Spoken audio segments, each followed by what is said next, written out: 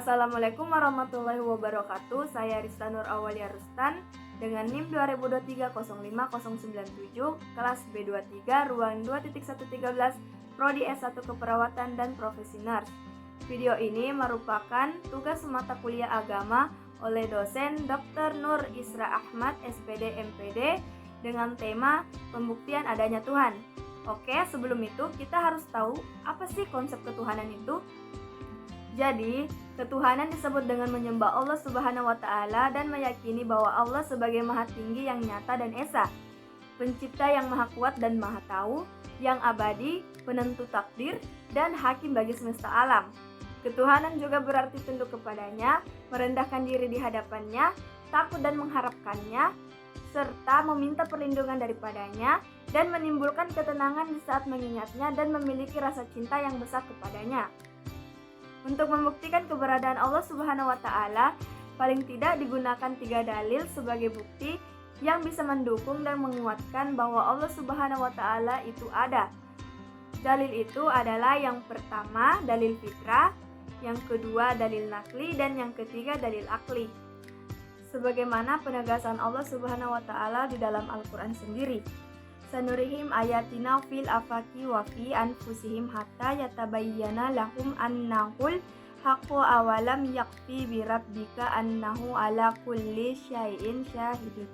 Yang artinya, kami akan memperlihatkan kepada mereka tanda-tanda atau kekuasaan kami di segenap ufuk dan pada diri mereka sendiri, sehingga jelaslah bagi mereka bahwa Al-Quran itu adalah benar.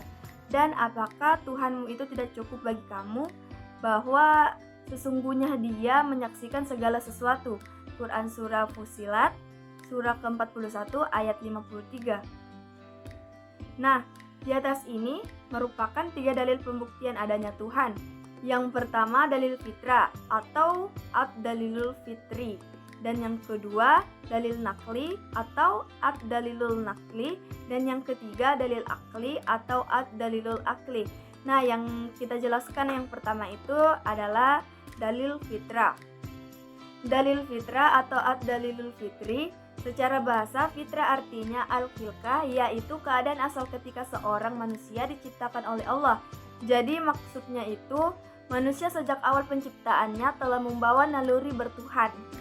Sejak di alam ruh, manusia telah mengakui eksistensi Allah Ta'ala sebagai Tuhannya. Wa is akhadha rabbuka min bani adama min zuhurihim zurriyatahum wa ashhadahum ala anfusihim alastu birabbikum qalu bala syahidna an taqulu yaumal qiyamati inna kunna an hadza ghafilin.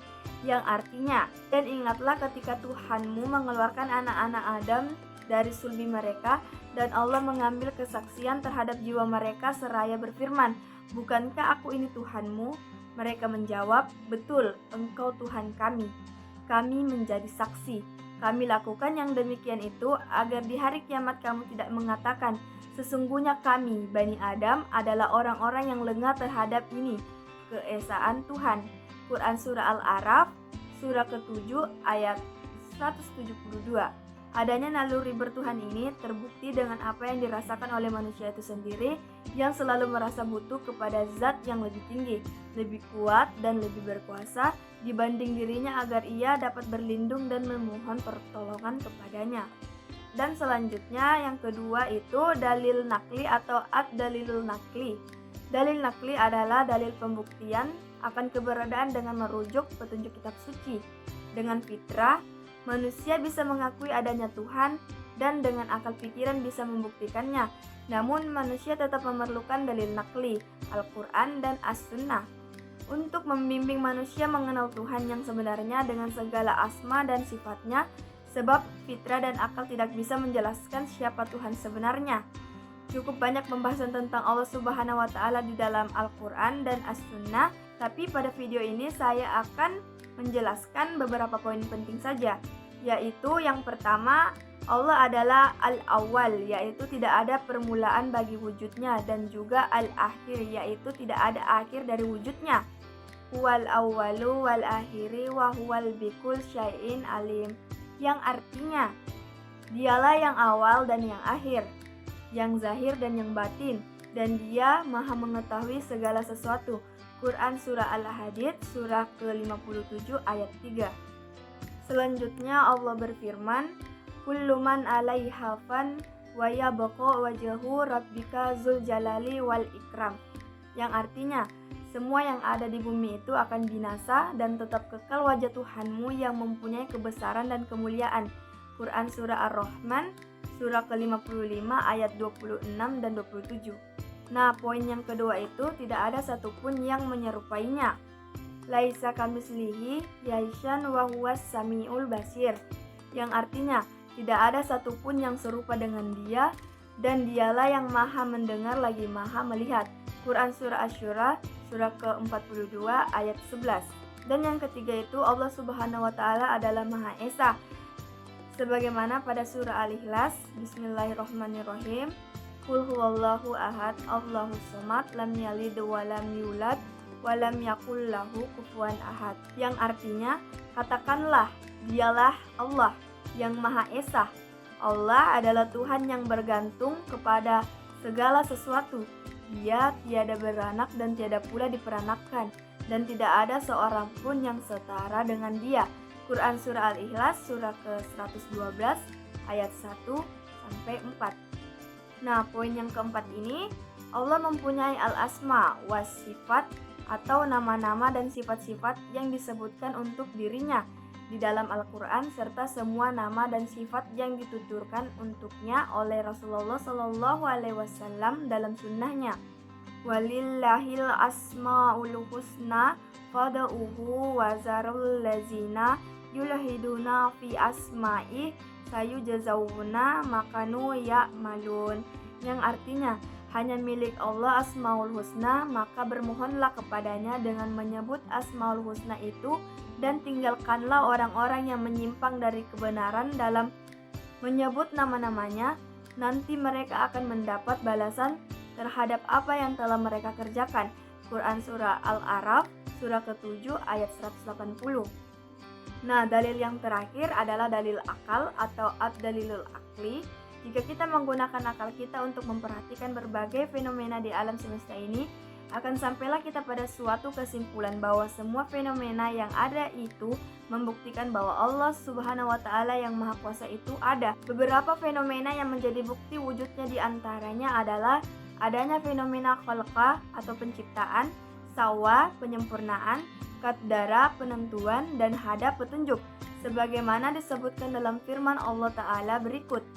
Allazi khalaqa fasawwa wallazi qaddara fahada, yang artinya Dialah Allah yang menciptakan dan menyempurnakan penciptaannya dan yang menentukan kadar masing-masing dan memberi petunjuk. Quran Surah Al-A'la, surah ke-87 ayat 2 dan 3. Allah Ta'ala menerangkan bahwa Dialah yang menciptakan dan menyempurnakan penciptaan segala makhluk, dan Dia pula yang menentukan segala sesuatu menurut bentuk dan ukuran yang tepat dan seimbang. Di samping itu, Dia menetapkan ketentuan-ketentuan dan hukum-hukum yang berlaku bagi tiap-tiap makhluknya itu, sehingga ia dapat hidup berkembang biak dan menjaga hidupnya masing-masing. Allah Ta'ala berfirman, A'antum asyaddu khalqan amis sama banaha, yang artinya, apakah kamu lebih sulit diciptakan atau ke langit? Allah telah membinanya. Dia meninggikan bangunannya lalu menyempurnakannya. Quran Surah An-Naziyat, surah ke-79 ayat 27 dan 28. Allah juga berfirman dalam surah Al-Mu'min, La khalqus samawati wal ardi akbaru min kulkin nasi walakinna aksaron nasi la ya'lamun. Yang artinya, sesungguhnya penciptaan langit dan bumi lebih besar daripada penciptaan manusia, akan tetapi kebanyakan manusia tidak mengetahui. Quran Surah Al-Mu'min, surah ke-40 ayat 57. Allah Ta'ala membangun langit, meninggikannya dan melengkapinya dengan benda-benda angkasa seperti planet, bintang, meteor, dan sebagainya. Kemudian menetapkan ketentuan-ketentuan yang mengatur benda-benda angkasa tersebut, sehingga benda-benda itu tetap di angkasa, tidak berjatuhan seakan-akan menjadi perhiasan seluruh jagat raya. Penciptaan langit dan bumi adalah lebih berat dan sukar dibanding dengan menciptakan manusia. Langit dan bumi beserta isinya tidak terhingga luas dan besarnya, tidak terhitung jumlah planet-planet yang ada di dalamnya, tidak terhitung jumlah binatang dan tumbuh-tumbuhan yang ada padanya, gunung-gunung dan sungai-sungai yang mengalir, dan tidak terhafal oleh manusia hukum-hukum ilmu pengetahuan yang berhubungan dengannya. Jadi kesimpulannya, ketuhanan ialah menyembah Allah Subhanahu wa Ta'ala dan meyakini bahwa Allah sebagai Maha Tinggi yang nyata dan esa, Pencipta yang Maha Kuat dan Maha Tahu, yang abadi, penentu takdir, dan hakim bagi semesta alam. Dan terdapat 3 dalil yang membuktikan adanya Tuhan, yaitu dalil fitrah, dalil nakli, dan dalil akli. Oke, mungkin hanya itu yang dapat saya jelaskan tentang pembuktian adanya Tuhan. Kurang dan lebihnya mohon dimaafkan. Wabillahi taufiq wal hidayah. Wassalamualaikum warahmatullahi wabarakatuh.